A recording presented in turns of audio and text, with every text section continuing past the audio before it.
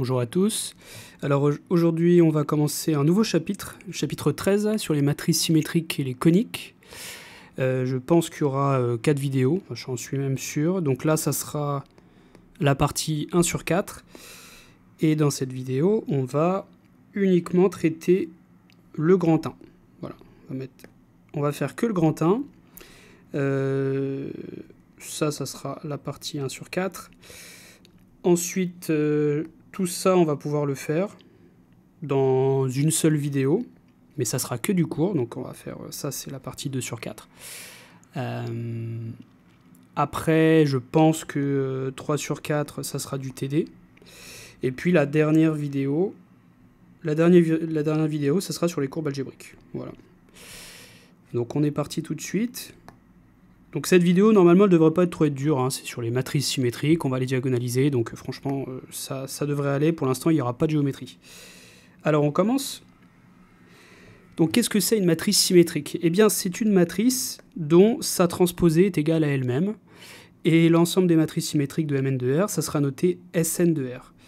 Donc, juste pour être sûr, je vais vous donner des exemples. On va en faire deux. Par exemple, je ne sais pas moi, si vous prenez la matrice 1, 2, 3, 3, eh bien ça c'est une matrice symétrique réelle. Alors faites attention, hein, la transposée c'est par rapport à la première diagonale, c'est celle-ci. Okay, donc là vous repérez que ces coefficients-là sont les mêmes, donc la matrice est bien symétrique à coefficient réel.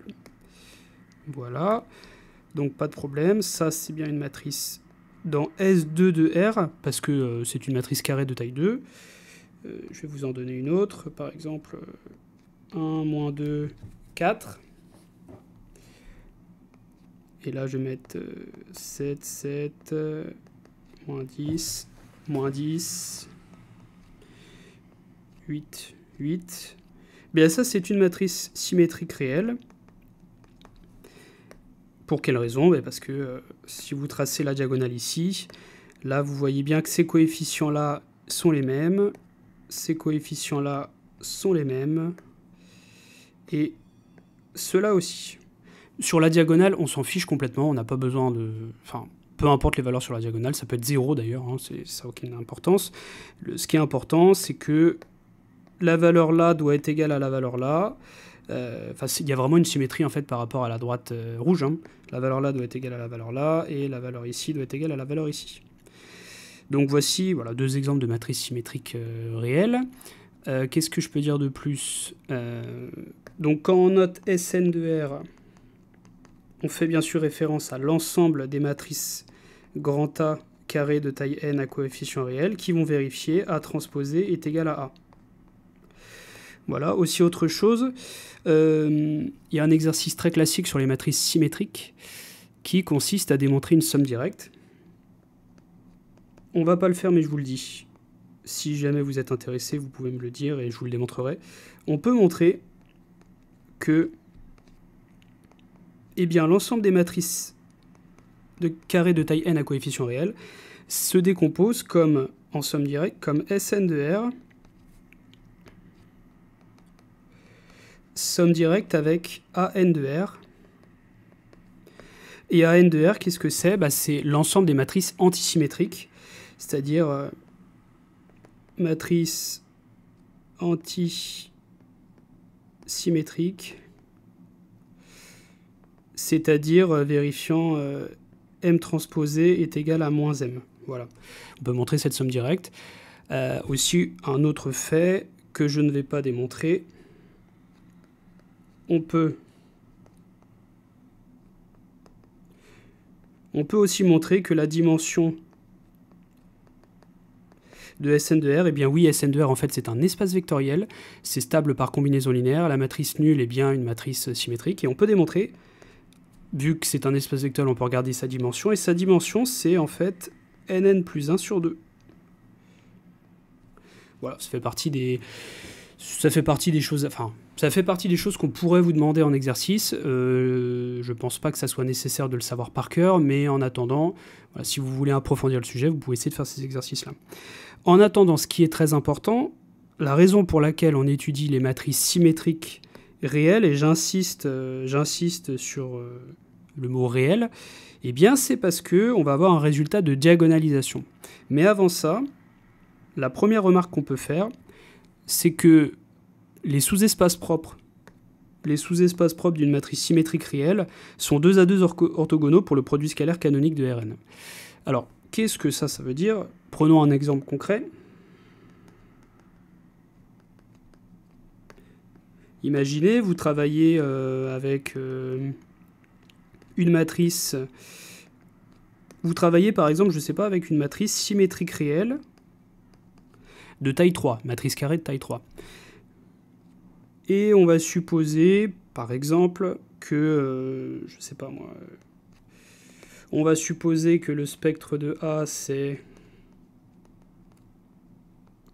moins 1, 2, donc voici les valeurs propres, c'est ça.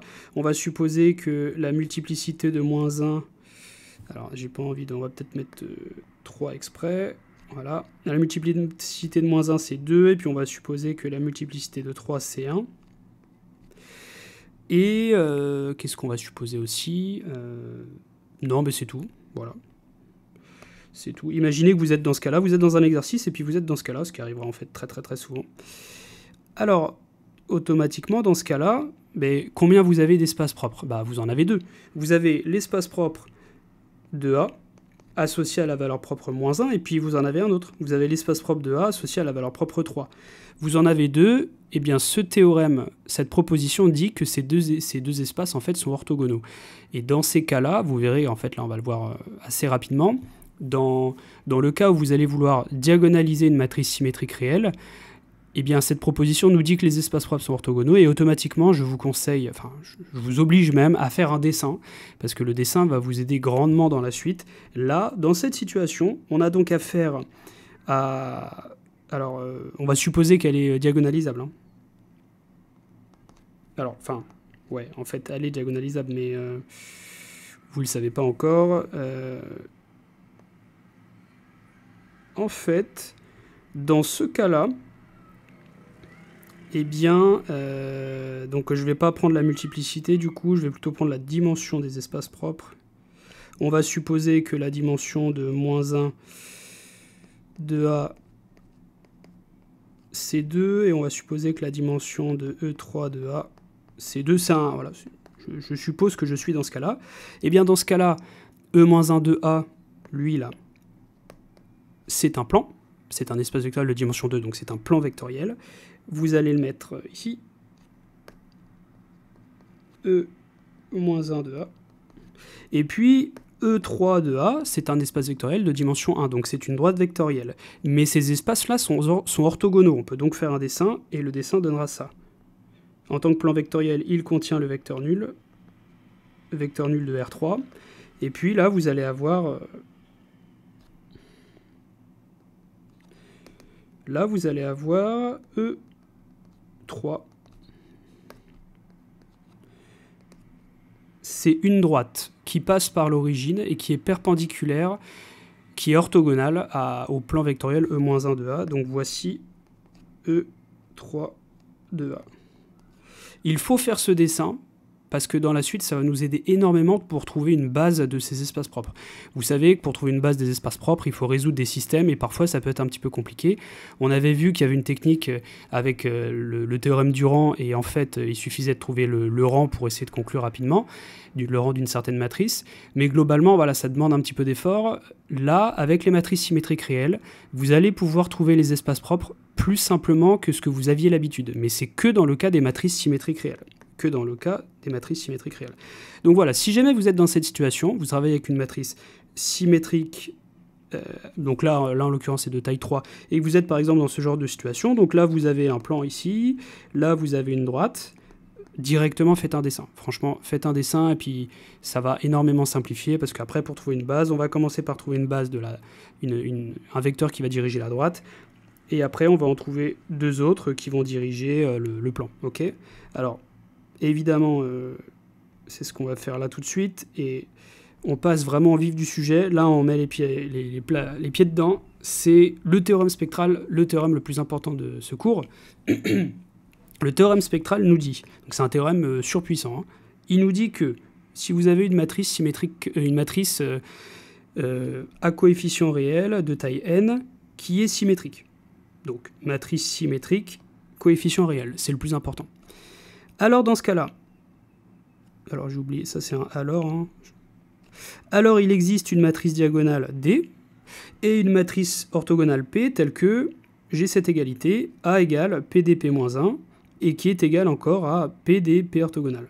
En fait, ce théorème nous dit que toutes les matrices qui sont symétriques à coefficient réel, eh bien, elles sont diagonalisables.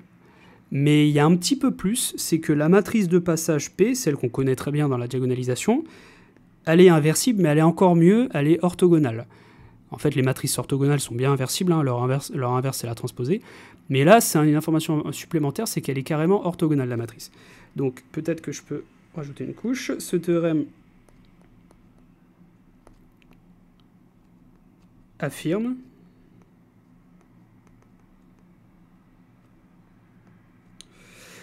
que si j'ai une matrice A appartenant à Mn de R, alors, petit 1, qu'est-ce que ça affirme? La première chose, c'est que A est diagonalisable sur R.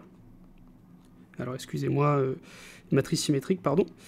A est diagonalisable sur R, première chose. Deuxième chose,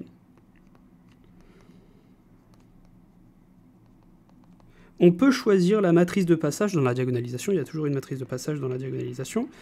On peut choisir la matrice de passage P orthogonale. Voilà. Et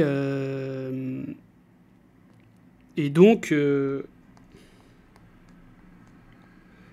on a l'égalité A égale PDP-1, PDP orthogonale.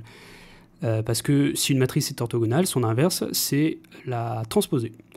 Donc c'est un théorème ultra important et je vais vous montrer pourquoi c'est si important. Regardez les sujets, là j'en ai ouvert 3, donc vous voyez, c'est Math A 2022, Math A 2021 et Math A 2020, c'est des sujets très récents. Et regardez, ils posent toujours la question. Math A 2020, première partie, on est ici. On vous donne une matrice, on considère la matrice machin, justifier que la matrice A est diagonalisable directement. Évidemment, il ne faut surtout pas rentrer dans... Alors en tout cas, pas tout de suite, hein, pas dans la question 1. Il ne faut pas commencer à calculer les valeurs propres, puis trouver le spectre, ensuite trouver les multiplicités des valeurs propres, ensuite trouver les espaces propres et démontrer que c'est la même chose, la dimension des espaces propres est égale à la multiplicité. Non, il ne faut pas faire ça. Si on vous dit justifier, de toute façon c'est quelque chose de général, quand vous avez le mot justifier, en général c'est un petit truc à dire. Il y a un théorème ou un petit calcul, et bien là c'est exactement le cas, parce que regardez cette matrice, il y a bien une symétrie par rapport à cette droite-là. Le coefficient ici c'est le même qu'ici, le coefficient là c'est le même que lui, et alors j'ai déjà utilisé, voilà, et le 1 c'est le même que lui. Donc cette matrice est bien symétrique à coefficient réel, donc d'après le théorème spectral du cours, la matrice grand A est diagonalisable. Et point final, il n'y a rien à dire de plus. Et vous passez à la question suivante. Effectivement, dans la question suivante, on vous demande de trouver les valeurs propres. Donc là, dans la question 2, il y aura un petit calcul de qui a de lambda, classique. Regardez un petit coup les questions d'après. Là, on vous dit déterminer une matrice diagonale D, une matrice P orthogonale, donc on vous le souligne bien, il faut que ça soit orthogonal, on ne veut pas juste une matrice inversible, telle que A égale PDP-1. Et là, on va voir la méthode juste après, là, une fois que je vous ai montré les sujets, on va voir un peu comment on fait pour choisir la matrice orthogonale P. Parce que vous savez le faire avec une matrice inversible, vous savez diagonaliser les matrices, mais la matrice P, à chaque fois, vous la prenez inversible. Là, on va voir comment construire une matrice P orthogonale. Et ça pourra permettre de répondre à la question 3. On va voir ça juste après les sujets. Regardons Math A 2021. On considère la matrice B égale cette matrice-là. Sur cette matrice, encore une fois, il y a une symétrie par rapport à cette diagonale. Et bon, voilà, je vais pas remettre les coefficients, mais là, vous voyez bien que la matrice B est symétrique. On vous demande de justifier l'existence d'une base orthonormée de R3 dans laquelle la matrice de G est diagonale. Et G, c'est quoi? C'est l'endomorphisme de R3 associé à B. Bon, ça, c'est assez facile. c'est que, regardez, la matrice B est une matrice symétrique réelle.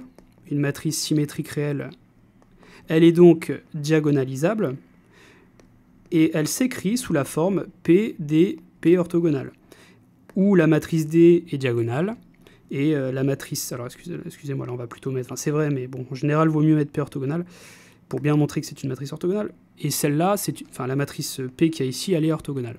Donc ça, c'est la première chose à dire pour cette question.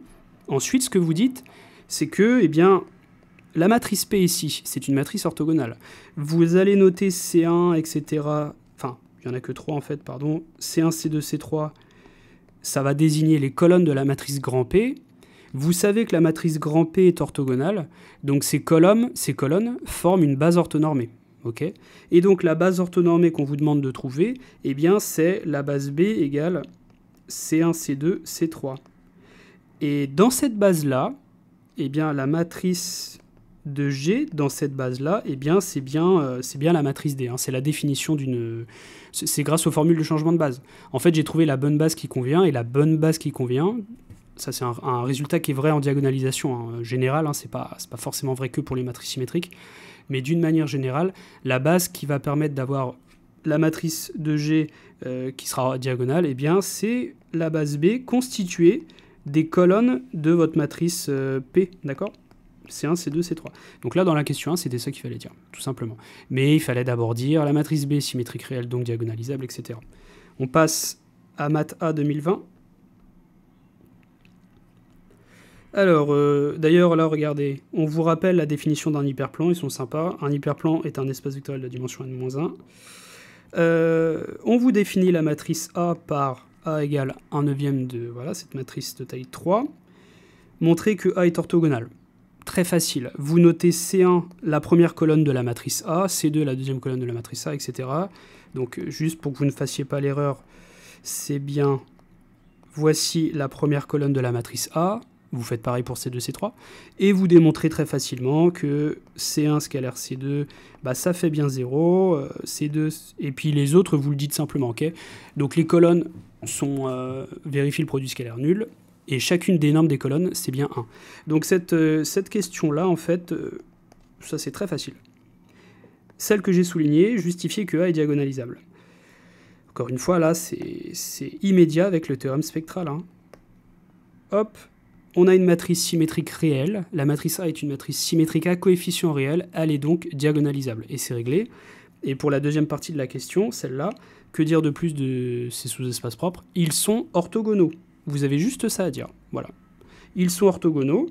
Ensuite, regardons un petit coup la question B.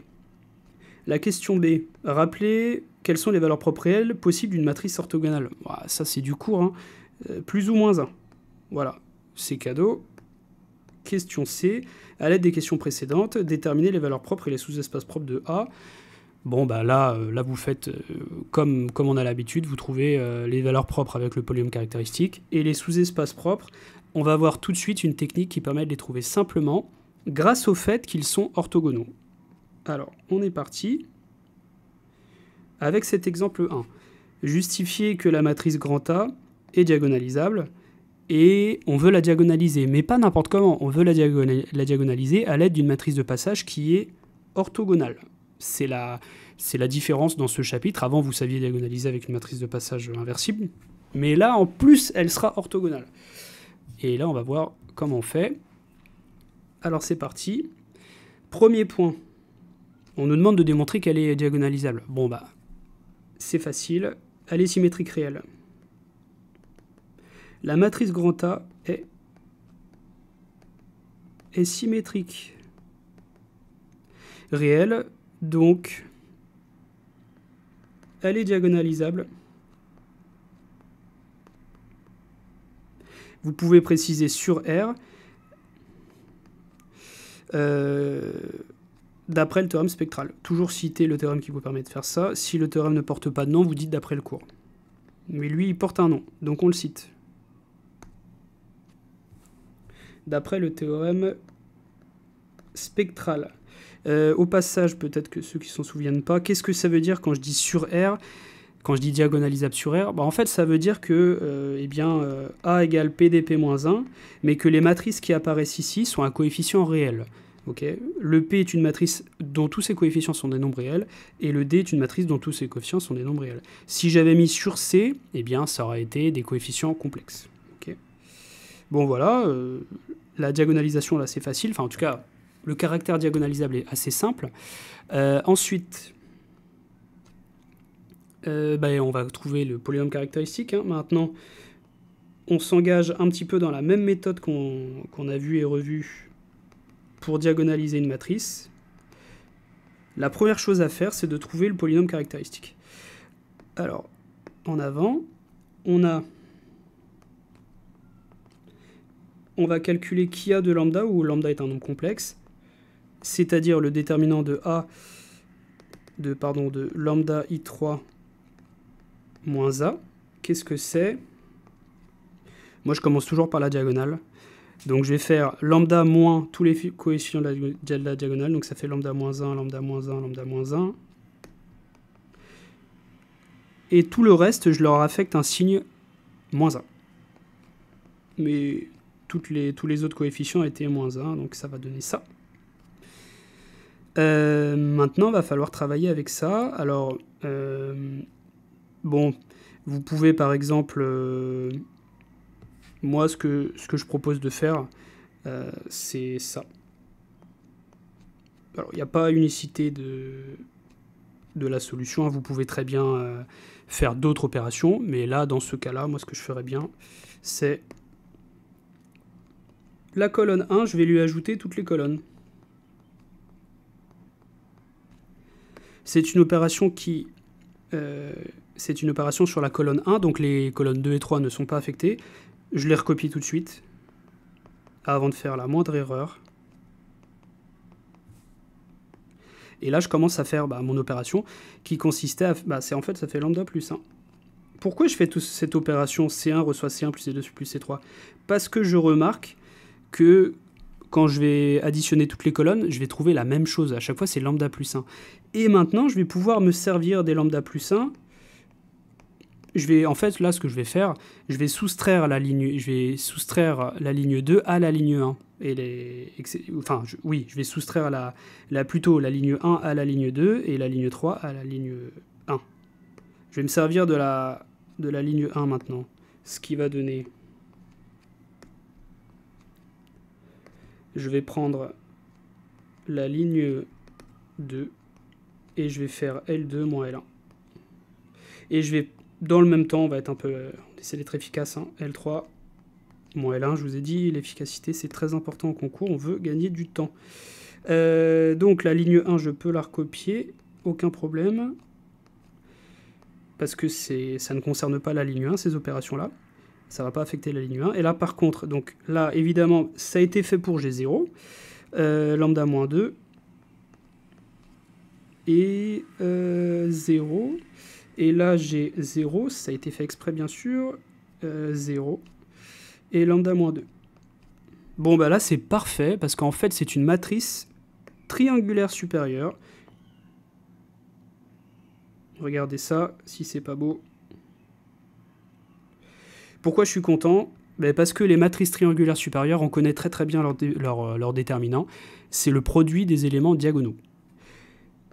Voilà, lambda plus 1 fois lambda moins 2 fois lambda moins 2, ce qui fait lambda moins 2 au carré. Et donc on peut passer aux valeurs propres. Parce que là, maintenant, du coup, les valeurs propres, c'est évidemment moins 1 et 2. Je vous rappelle, c'est les valeurs qui annulent le polynôme caractéristique. Et on met tout de suite les multiplicités. La multiplicité de moins 1, on voit bien ici que c'est 1. Et là, c'est 2. Donc la multiplicité de moins 1, c'est 1. La multiplicité de 2, c'est 2. Voilà. Maintenant, on passe au sous-espace propre.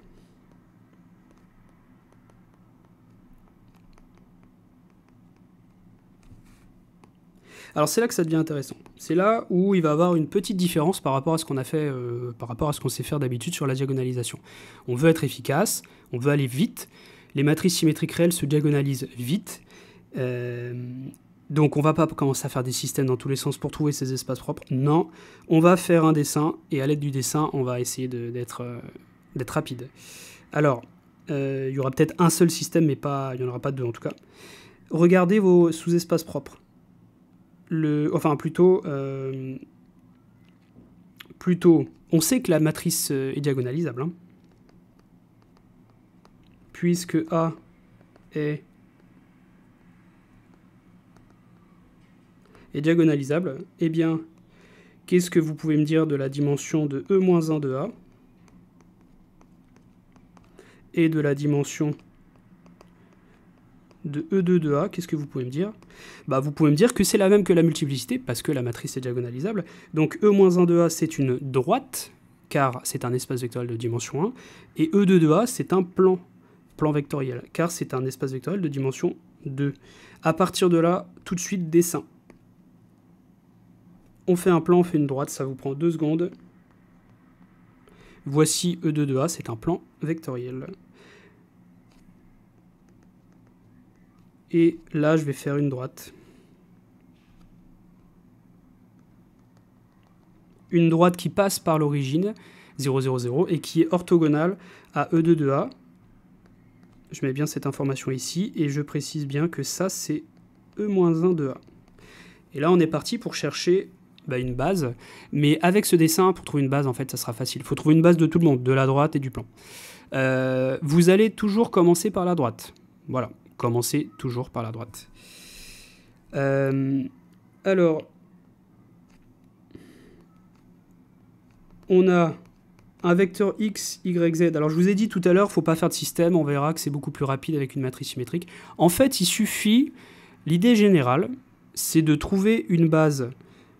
L'idée générale, c'est de trouver une base de la droite.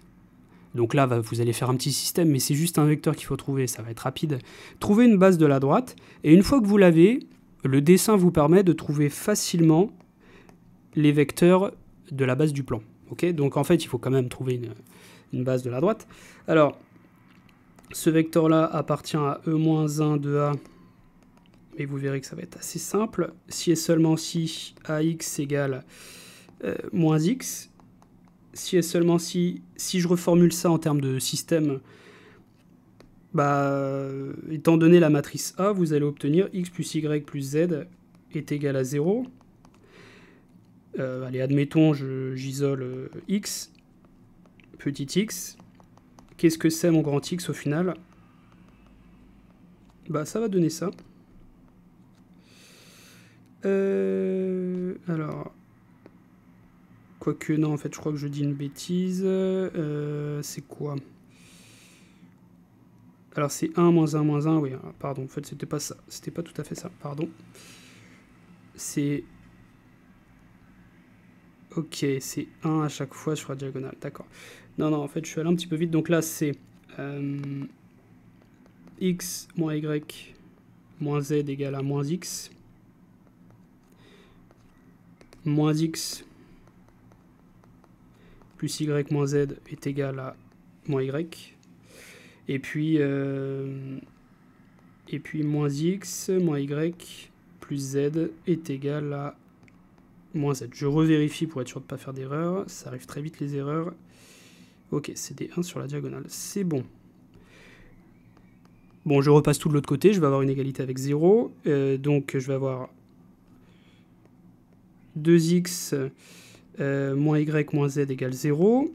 Et moins x plus 2y moins z égale 0. Moins x moins y plus 2z égale 0. Et en fait, eh bien, vous remarquez, on va faire... Bon, déjà, vous remarquez que si vous faites la somme de toutes les lignes, ça fait 0. Donc, il y a une ligne qui ne sert à rien. Admettons la dernière. Voilà, on peut supprimer une des lignes parce qu'elle s'exprime en fonction des autres. Et puis là, là, par exemple, on va faire L1 plus 2L2. Alors,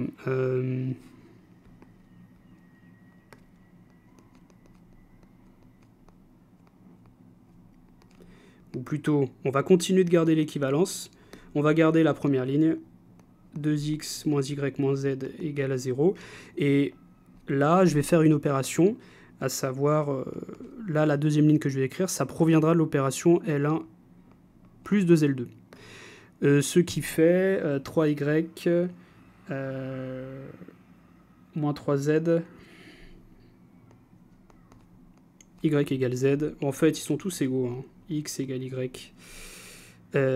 égale z. Donc mon vecteur x, qu'est-ce que c'est? C'est x multiplié par 1, 1, 1. Ok. Ainsi, ma droite, qui était e moins 1, eh bien c'est vect de 1, 1, 1. Ok. À partir de là, donc c'était le seul petit calcul à faire, il faut trouver une base de la droite. La base du plan, ne faites pas de système. Là, on va essayer d'être malin et de montrer qu'en fait, on a compris comment utiliser les espaces orthogonaux. Qu'est-ce qu'on veut? Nous, on veut une matrice P qui est orthogonale. Au final. Là, en fait, on s'apprête à diagonaliser, mais on veut une matrice P qui est orthogonale. Rappelez-vous, qu'est-ce qu'on met à l'intérieur de P? À l'intérieur de P, on met les vecteurs les vecteurs propres, en fait. Sauf que faut faire très gaffe, parce qu'il faut que les vecteurs propres que vous mettez soient bien des vecteurs... on veut ici, ici et ici, on veut mettre les vecteurs propres, mais on veut en plus que cette matrice soit orthogonale. Et rappelez-vous, cette matrice-là, elle est orthogonale, d'après le chapitre précédent, si et seulement si, eh bien, ces colonnes forment une base orthonormée. Ça, c'est très important. Pour avoir une matrice orthogonale P, eh bien, il va falloir que ces colonnes forment une base orthonormée. Et donc, en fait, on va construire une base E1, E2, enfin, ouais, E1, E2, E3, qui sera une base orthonormée. Ça, c'est important. Et le premier vecteur de ma base orthonormée, c'est-à-dire, en fait, la première colonne de P, bah, ça va être, on a envie de prendre lui. Bah oui, lui, c'est bien un vecteur c'est bien un vecteur propre. Mais lui, il n'est pas unitaire. Donc on va partir de lui et on va le rendre unitaire. On va commencer par le rendre unitaire et c'est les autres qu'on va construire au fur et à mesure. Posons E1 est égal à voilà, celui-là. Donc vecteur unitaire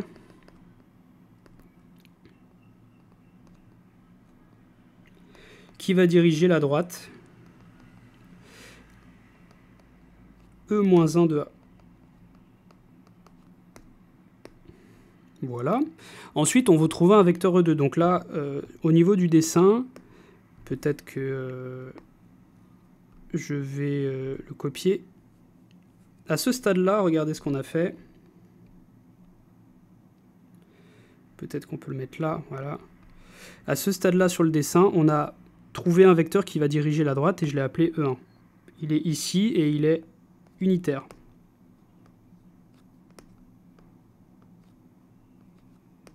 Voilà, vecteur E1. Et qu'est-ce qu'on veut trouver? On veut trouver d'autres vecteurs. On veut trouver un vecteur E2 qui est là et un vecteur E3. Et on veut en plus qu'il soit perpendiculaire, E2 et E3. Alors comment on va faire? Eh bien, on va commencer par construire E2. Ok.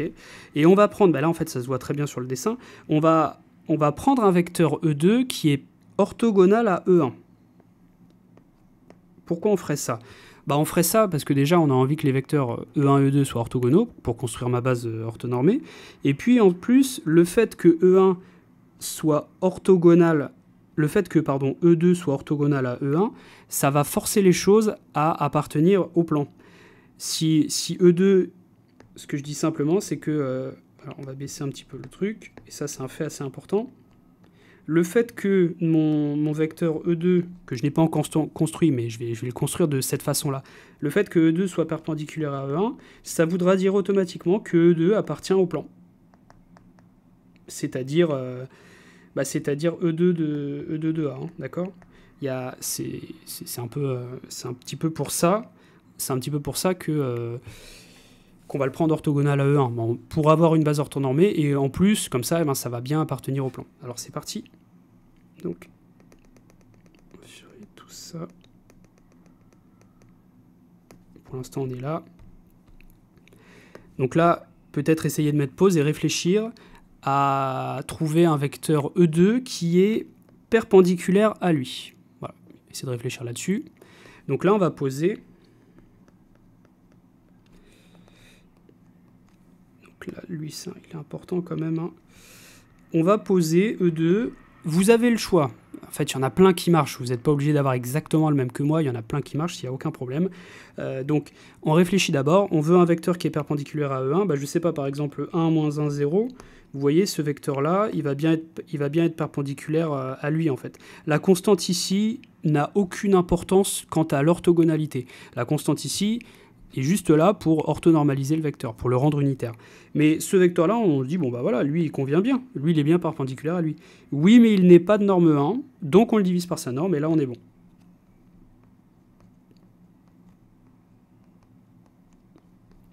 Donc, on va poser ça. Qu'est-ce qu'on peut dire? Eh bien, alors, vecteur unitaire et orthogonal à E1. Voilà, donc appartient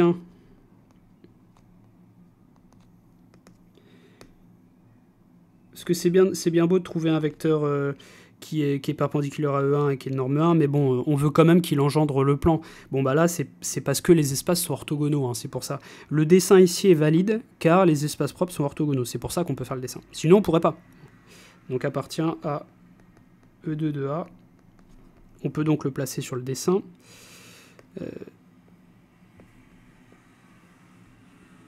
Plaçons-le ici. Voilà. Et maintenant, il s'agira de trouver un autre. Alors là, il va falloir trouver un vecteur qui est perpendiculaire aux deux précédents. Un vecteur E3 qui est perpendiculaire à E1, perpendiculaire à E2. Et en plus, on veut qu'il soit de norme 1. Bon, alors à votre avis, d'après le chapitre précédent, comment fait-on pour, quand on est dans cette situation-là, comment fait-on pour trouver le E3, celui qui est perpendiculaire aux deux précédents? Eh bien, on va faire le produit vectoriel. Et comme ça, c'est le vecteur qui va marcher. Ça, on l'avait déjà vu au chapitre 12. Donc ça, c'est mon E2.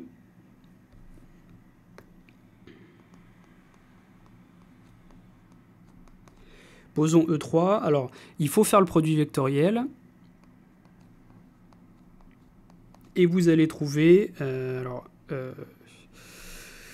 alors, produit vectoriel de E1 par E2, vous avez 1, moins 1, non, 1. Bon, on va le faire vite fait. J'essaie de le faire de tête, là, ça commence à... Donc, 1 sur racine de 3 fois 1 sur racine de 6. J'ai le droit de sortir les constantes, aucun problème. 1, 1, 1. Produit vectoriel, 1, moins 1, 0. Voilà, donc rappelez-vous le produit vectoriel, comment il marche. On supprime ça et on fait ce produit en croix là, ce qui va donner 1. Ensuite, on supprime lui et on fait ce produit en croix, ce qui va donner 1. Et ensuite, on supprime lui et on fait ce produit en croix là, ce qui va donner moins 2. Bon, bah voilà, c'est bon. C'est mieux quand même de l'écrire pour éviter les erreurs. Donc, on va obtenir 1 sur racine de 6. Et on avait dit... 1, 1, 2. Hein. 1, 1, moins 2. Voilà. Voici votre vecteur. E3. Ce sont des vecteurs propres. Et je vais les mettre en colonne pour constituer ma matrice grand P. Et vu que E1, E2, E3 est une base orthonormée, ma matrice P sera bien orthogonale. Peut-être je précise, E3 est un vecteur... orthogonal à E1.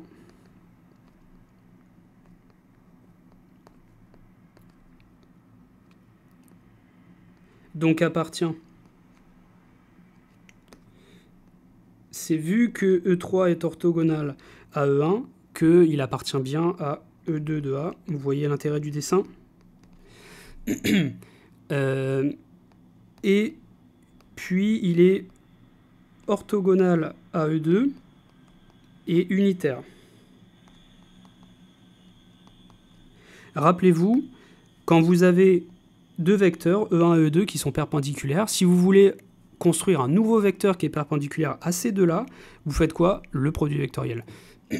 Et il n'y a aucun problème, parce qu'il y a, donc déjà ça sera bien orthogonal à E1 et E2, et en plus il sera toujours unitaire, parce qu'il y a un autre résultat, mais ça je l'avais déjà dit dans le chapitre précédent, que si E1 est unitaire et E2 aussi, alors le produit vectoriel des deux sera encore unitaire, donc pas de problème, il n'y a pas besoin de renormaliser, de toute façon vous, au pire, calculez la norme, et puis vous verrez que la norme c'est 1.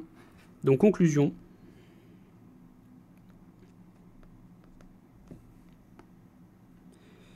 Conclusion, eh bien, la famille...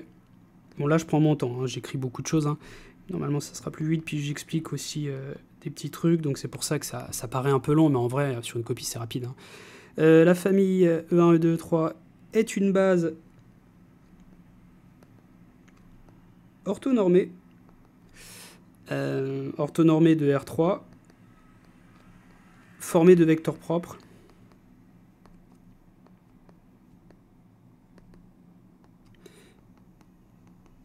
Propre de A. C'est le fait qu'elle soit orthonormée qui est important. Ensuite, en notant, donc c'est là où vous allez dire c'est quoi P. Et alors peut-être qu'on va commencer par D, bon peu importe. Hein. On va commencer par le plus simple. Ça peut être pas mal de mettre pause à ce moment-là et d'essayer de voir si vous avez compris. Qu'est-ce qu'on met pour D et P? Alors, pour D, en général, donc on met les valeurs propres, mais on les met dans l'ordre croissant. Ça va dépendre des fois dans des sujets, on va vous imposer des trucs du genre le premier coefficient de la diagonale, ça doit être telle valeur propre.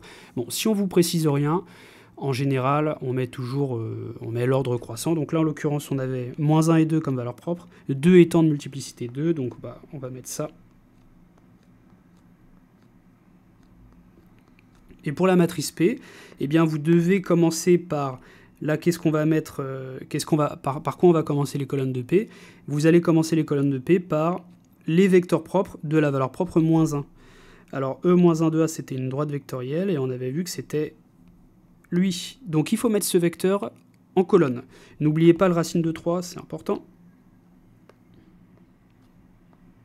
Donc là, ça va faire 1 sur racine de 3. Voilà, partout. Ensuite, vous mettez les vecteurs propres associés à la valeur propre moins 2. Donc il faut les mettre ici. L'ordre n'a aucune importance. Vous pouvez les changer. Vous pouvez commencer par E2 et E3 ou inverser. Ça n'a aucune importance. Bon, bah moi je vais commencer par l'ordre où on les a trouvés.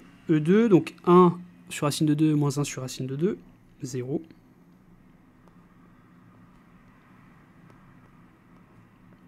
Et là, je vais mettre E3. Encore une fois, si vous intervertissez E2 et 3, ça n'a pas d'importance. C'est le E1 qui doit être tout au début. 1 sur racine de 2, E6, 1 sur racine de 6, et moins 2 sur racine de 6. Et qu'est-ce que vous avez? Bien, on a A égale PDP moins 1. Et donc, j'ai pas encore dit que la matrice était orthogonale. Alors, je vais... Enfin, en fait... soit vous dites que P, c'est une matrice de passage entre deux bases orthonormées. La matrice P, c'est une matrice de passage entre la base canonique qui est orthonormée et ma base E1, E2, E3. Et donc, ouais, on va faire ça. On va dire 2 plus... la matrice P est une matrice de passage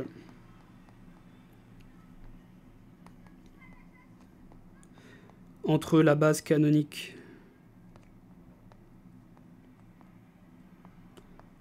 de R3 et la base orthonormée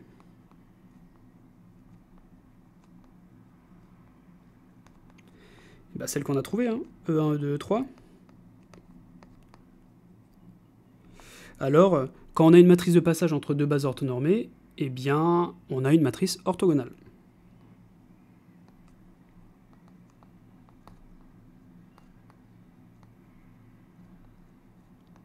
Alors P est orthogonal.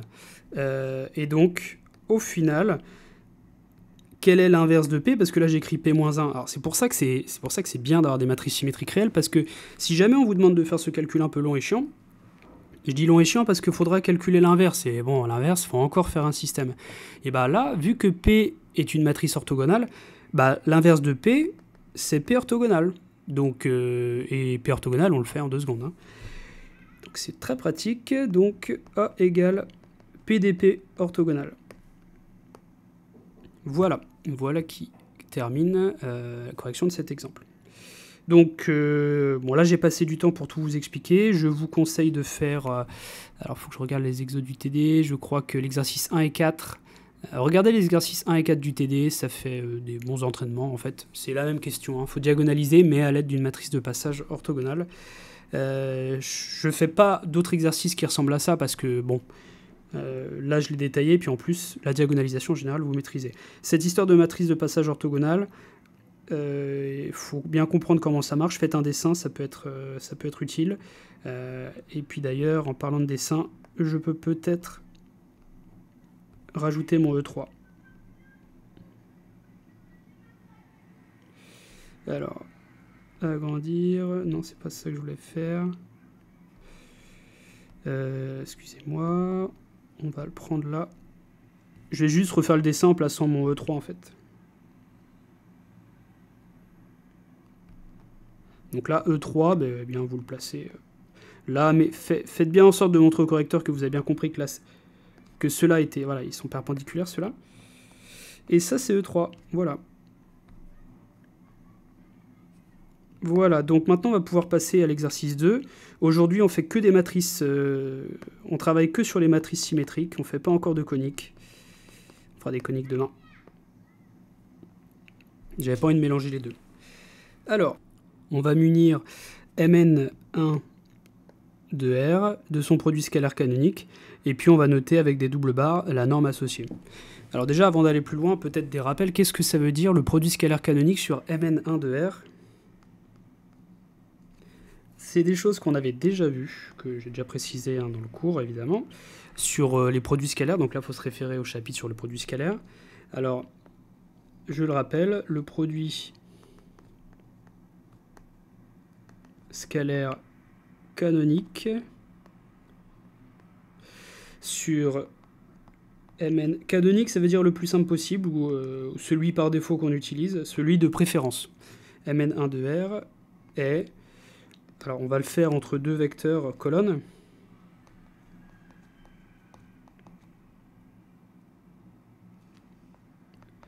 Donc là, mes x et grand X et grand Y, c'est deux vecteurs colonnes de Mn1 de R. Qu'est-ce que c'est? Eh bien, c'est... Je vais le noter de cette façon, et c'est défini par transposé de x fois y.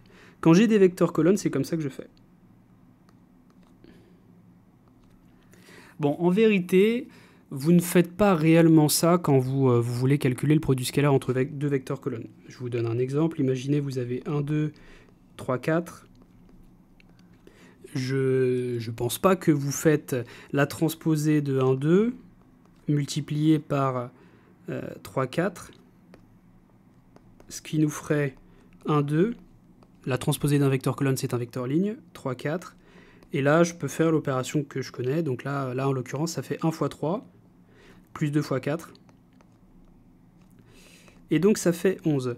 Vous ne faites pas ça, vous faites quelque chose qui s'en rapproche et qui donne le même résultat. Vous faites le fameux x plus y mais en réalité, le résultat est totalement similaire. Alors pourquoi je m'embête à mettre une transposée? Simplement, si vous faites... Je peux pas dire que ça fait x plus y prime. Tout simplement parce que c'est quoi x prime et y prime? C'est les coordonnées de grand X et grand Y? Oui, mais l'avantage de cette formule-là, c'est qu'elle ne nécessite en aucun cas de donner un nom aux éléments de la colonne de grand X et grand Y. C'est une formule générale. Et c'est très important de savoir ça parce que très souvent en pratique, dans des exercices abstraits, vous ne connaissez pas les coefficients de vos vecteurs colonnes. Alors quand on travaille avec des espaces propres, c'est facile et les produits scalaires se calculent facilement. Mais dans un exercice abstrait ici comme ça, on ne connaît pas grand X. Grand X, vous ne connaissez pas les colonnes de grand X. Donc, quand vous calculez le produit scalaire, bah, vous utilisez plutôt cette formule-là. Mais pas de panique, si vous voulez faire les calculs en pratique, ça donne exactement la même chose. Ce coût de la transposée, c'est simplement un moyen de définir le produit scalaire sans passer par les coordonnées de grand X et grand Y. Et la norme de X, d'un vecteur X, qu'est-ce que c'est? C'est toujours la même chose. C'est racine carrée du produit scalaire. Ça, c'est... Là, on n'est même pas dans le produit scalaire de Mn1 de R en particulier, on est en général. Qu'est-ce que c'est la norme associée au produit scalaire? Eh bien, c'est toujours la racine carrée de x scalaire x. En particulier, si vous travaillez avec Mn1 de R, vous retrouvez racine de x carré plus y carré. Okay, si vous faites la norme du vecteur xy. Voilà, ça c'est des rappels qui me semblent quand même importants pour comprendre l'énoncé. Donc on va prendre une matrice B et on va poser S égale B transposé fois B. Première question, justifier que F est diagonalisable. Bon, quand on voit le mot justifier, en général, il n'y a pas grand-chose à dire, c'est quelque chose de rapide, il n'y a pas beaucoup de calculs.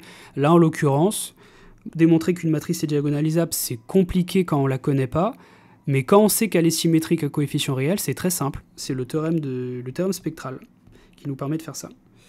Alors, on est parti. Première chose, ma matrice S, qu'est-ce que c'est? C'est B transposé fois B. La transposée d'une matrice de B, la transposée de B, c'est encore une matrice à coefficient réel. Donc quand je multiplie les deux, j'obtiens encore une matrice à coefficient réel. Est-elle symétrique? C'est ce qu'on va vérifier. La transposée de S, c'est... Donc je détaille tout. Hein. Il y a un résultat qui nous dit que la transposée de A fois B, c'est B transposé fois A transposé. C'est exactement ce que je vais utiliser ici. Ça fait B transposé, transposé. Et puis, quand je fais deux fois la transposée, je tombe sur la matrice de départ. Donc, ça fait B transposé fois B, c'est-à-dire S. Alors, c'est plutôt...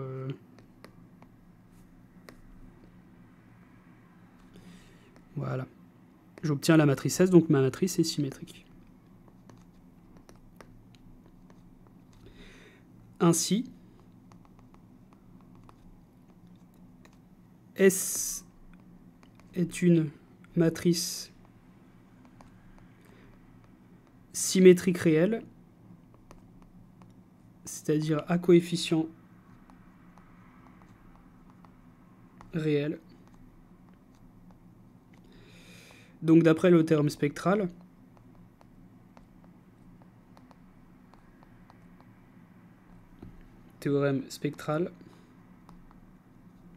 de point S est diagonalisable. Et même sur R.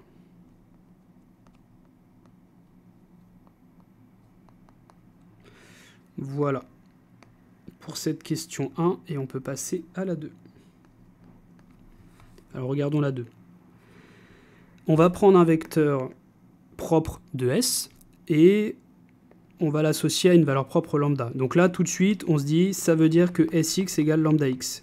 Ça, c'est la définition d'un vecteur propre associé à S pour la valeur propre lambda. C'est juste la définition.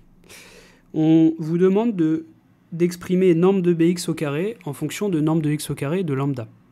Alors, faisons-le tout de suite.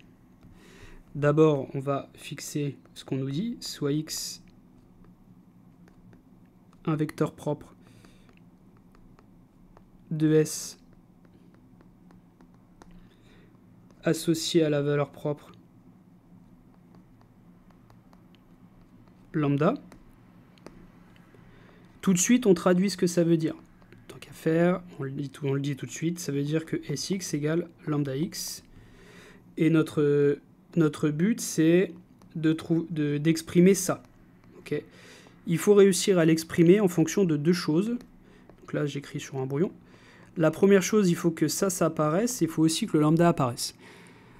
Donc on va partir de norme de bx au carré, puis on va essayer de le calculer. On sait comment calculer une norme, hein, je l'ai rappelé. Alors, c'est parti. Norme de bx au carré, qu'est-ce que c'est? c'est le produit scalaire de bx scalaire bx par définition de la norme. C'est la définition de la norme pour un vecteur colonne. Enfin, même en général, hein, c'est la définition d'une norme associée à un produit scalaire. Maintenant, je vais utiliser la définition du produit scalaire. Qu'est-ce que c'est le produit scalaire de deux vecteurs colonnes? Ça, c'est dans Mn1 de R. Et ça, c'est aussi dans Mn. Bon, c'est les mêmes. Hein. Bon, je l'écris quand même. C'est deux vecteurs de Mn1 de R. On me demande de faire le produit scalaire. Bah, je sais ce que c'est le produit scalaire entre deux vecteurs de Mn1 de R. C'est écrit ici. C'est la transposée du premier fois le deuxième. Alors, on l'écrit.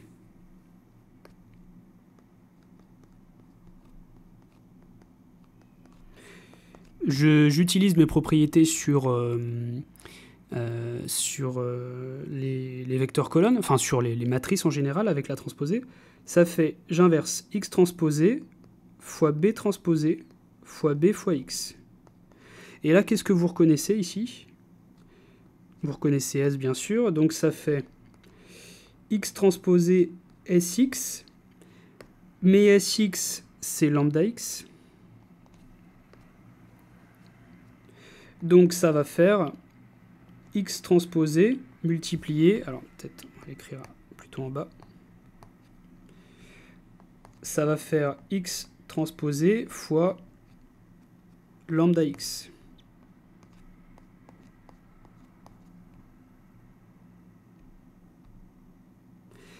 Il ne faut pas se perdre ici, toujours se poser la question, qu'est-ce que je suis en train de faire? Là, vous êtes en train de... Ça, c'est un vecteur ligne. Donc, ouais, x, grand X, c'est un vecteur colonne, donc ça transposé, c'est un vecteur ligne. Et là, vous avez un vecteur colonne avec un lambda. Bon, le lambda, on peut le sortir, il n'y a aucun problème. Hein. Le lambda, vous pouvez le sortir. Donc, ça fait lambda fois x transposé x. Et par définition, qu'est-ce que c'est x transposé x? Eh bien, c'est la norme de x au carré.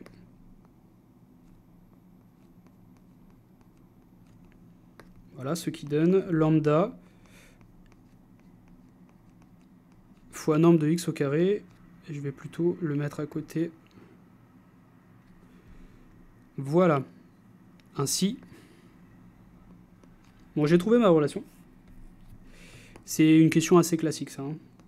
C'est très très classique de démontrer ça. Et ça vient d'un sujet décrit. Au passage, norme de bx au carré, c'est bien lambda fois norme de x au carré. Voilà. Alors, oui. Et on peut encadrer. Et la question B, c'était en déduire que toutes les valeurs propres de S sont positives. Montrons que si lambda est une valeur propre de S, alors lambda est positive ou nulle. C'est la question. Hein. Montrer que toutes les valeurs propres de S sont positives ou nulles. Mais là, vous voyez, en fait, j'ai reformulé. J'ai donné un nom aux choses. On me parle de valeurs propres de S. Bon, bah, j'ai donné un nom, je l'appelle lambda. Et concrètement, montrer que lambda est supérieur ou égal à 0. C'est ce qu'on va faire. Alors, pour exploiter le fait qu'on a une valeur propre, évidemment, on va utiliser un vecteur propre. Donc, quand j'ai une valeur propre, j'ai automatiquement un vecteur propre. Il existe un vecteur colonne x qui n'est pas le vecteur nul. Ben oui, un vecteur propre n'est jamais nul. Tel que... Eh bien, tel que Sx égale lambda x.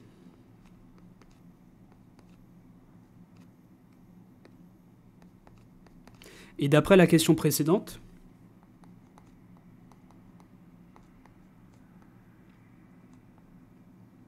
donc c'est la question 2b, eh bien on a montré, précisément avec lambda une valeur propre de S et x un vecteur propre associé à cette valeur propre, qu'est-ce qu'on avait démontré? Ben, on a démontré que la norme de bx au carré, c'était bien, enfin c'était lambda fois la norme de x au carré. Puisque, et là j'insiste, x est non nul, important, alors en particulier sa norme est non nulle. Et donc, je peux diviser cette égalité ici en rouge, je peux la diviser par la norme de x au carré, et donc ça va me donner quoi? Ça va me donner lambda est égal à la norme de bx au carré, le tout divisé par norme de x au carré, et vous voyez bien que c'est un quotient de nombre au carré, donc un quotient de nombre positif, donc c'est positif ou nul. Ça peut être égal à 0 si le numérateur est nul. Voilà.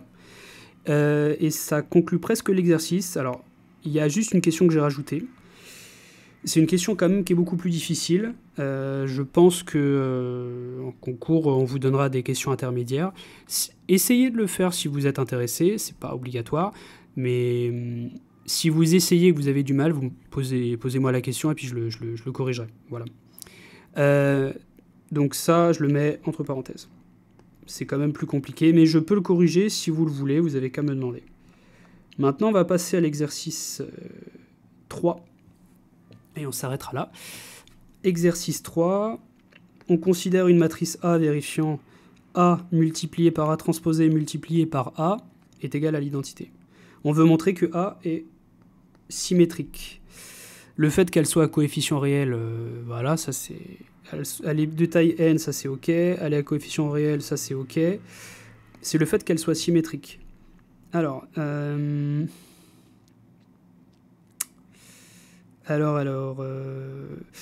vais appeler cette égalité étoile.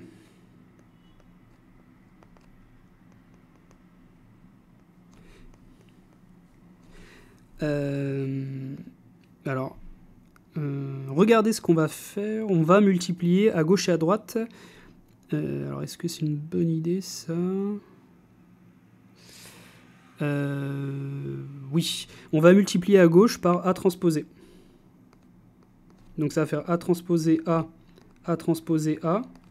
est égal à A transposé. Multiplication à gauche par A transposé. Faites gaffe, c'est pas une équivalence, hein, c'est juste une implication. Je multiplie à gauche par A transposé, et ce que je vais dire, c'est que en fait, la matrice que j'ai là, ici, la matrice, je peux lui donner un nom, je vais pas trop l'utiliser, mais voilà, la matrice grand M égale A transposé A, A transposé A, bah elle est symétrique. Bah parce que il suffit de le faire, hein, je veux dire. En fait, on va inverser tout. Alors on l'a vu avec deux matrices. La transposée de AB, c'est transposée de B fois transposée de A. Mais quand on en a plusieurs, je sais pas, par exemple A1, A2, A3, A4. Si vous faites la transposée de ça, ça fait transposée de A4 fois transposée de A3, transposée de A2, transposée de A1. Ok, on inverse tout. On inverse tout et on met des transposés. Bon, c'est exactement ce que je vais faire. Donc, on va commencer par lui, on lui met une transposée. Multiplié par lui, on lui met une transposée. Donc, ça va faire A transposé. Là, ça va faire A transposé, transposé. A transposé, A transposé, transposé. Et on sait aussi que quand on fait deux fois la transposée, on retombe sur la matrice de départ. Donc, ça fait A transposé A transposé A. C'est-à-dire M. Je le mets entre parenthèses, c'était assez clair. Donc, la matrice M est symétrique. C'est-à-dire que celle-là est symétrique. Oui, mais celle-là et celle-là, c'est les mêmes, on l'a calculé. Donc, A transposé est symétrique.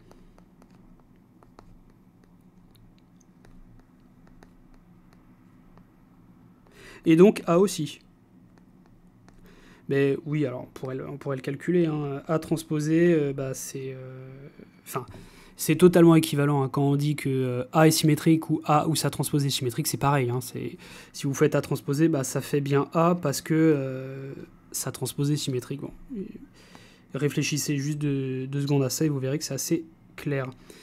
Donc sa transposée à A est symétrique, donc A également, et ça répond à la question 1. Et maintenant, on doit démontrer que A puissance 3 est égal à l'identité. Alors, on a démontré que puisque A est symétrique,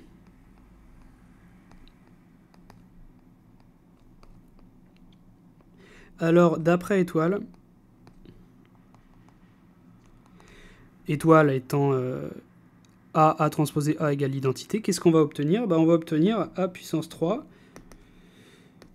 ou plutôt A fois A est égal à l'identité, c'est-à-dire que A puissance 3 est égal à l'identité.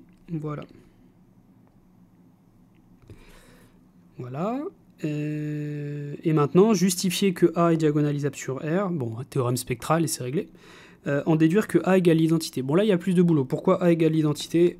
Bon, là, on va faire ça quand même sans trop de problème. Donc là, A appartient à Sn de R. Donc A diagonalisable. D'après le théorème spectral, là je ne l'écris pas, on l'a écrit plein de fois. Toute matrice symétrique à coefficient réel est diagonalisable. Ça, c'est la première chose. Ça vous prend 10 secondes. Maintenant, pourquoi A égale l'identité? C'était la question. En déduire que A égale l'identité. Vu que c'est diagonalisable, on va donner un nom à ces matrices diagonales et orthogonales. Il existe D, une matrice dans Mn de R qui est diagonale, et P, une matrice dans Mn de R orthogonale.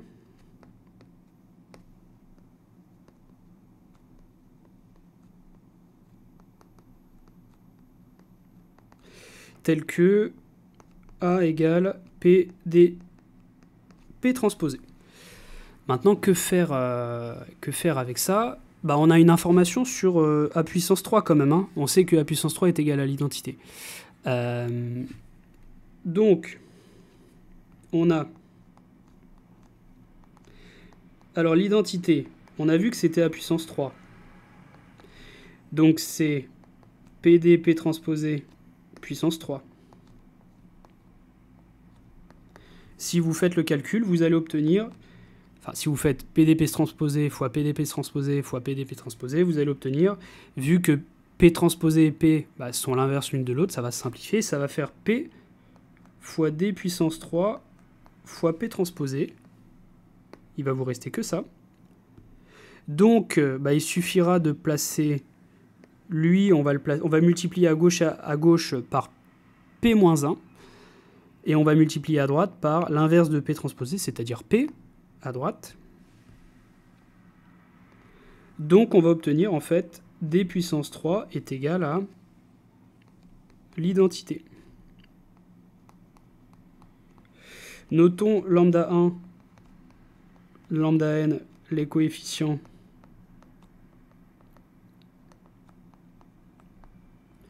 sur la diagonale de D.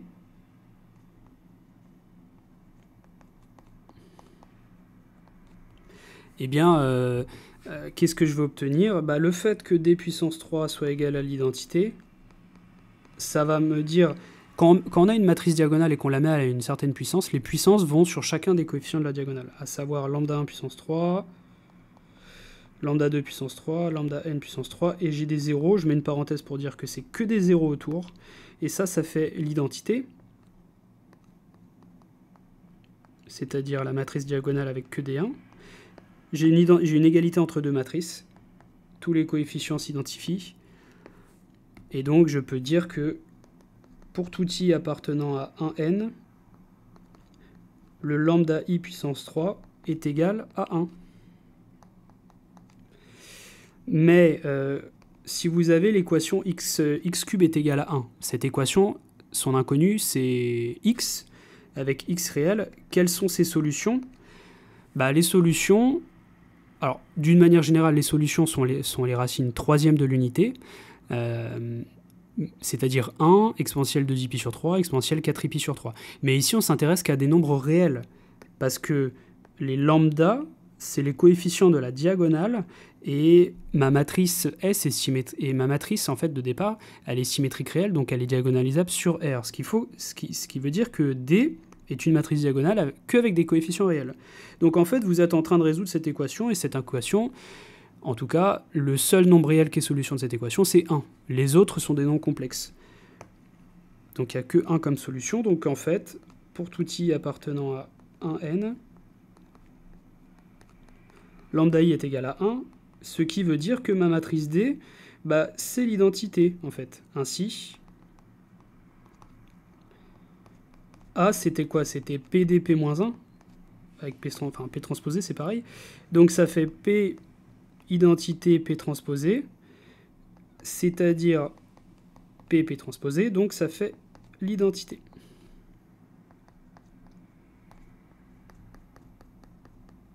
Et donc on a montré que A était la matrice identité. Voilà, donc ça conclut l'exercice et également la vidéo. Et demain, on va pouvoir faire des coniques et on va se baser sur la théorie des matrices symétriques réelles pour développer une théorie sur les coniques. Donc évidemment, il y a un rapport entre les matrices symétriques réelles et les coniques. Hein, on le verra probablement pas demain. Demain, on verra un petit peu ce que c'est une conique et quelles sont les différentes coniques. Plutôt après-demain, on va voir le lien qui est entre les matrices symétriques et les matrices symétriques réelles et les coniques. Voilà, merci pour votre attention et à demain.